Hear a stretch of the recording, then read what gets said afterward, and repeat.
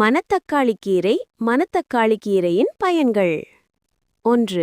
அமிலம் அதாவது அசிடிட்டி மற்றும் வயிற்றுப்புண். வயிற்றில் ஏற்படும் எரிச்சல், அமிலம், புண் ஆகியவற்றை குறைக்கும்.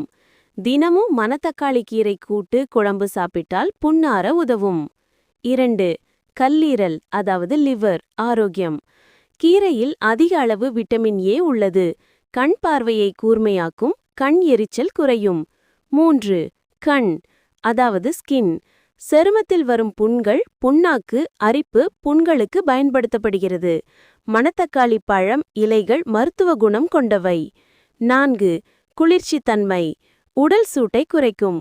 வெயிலில் வேலை செய்பவர்கள் சாப்பிட்டால் உடல் சூடு குறையும். 5. மலச்சிக்கல்.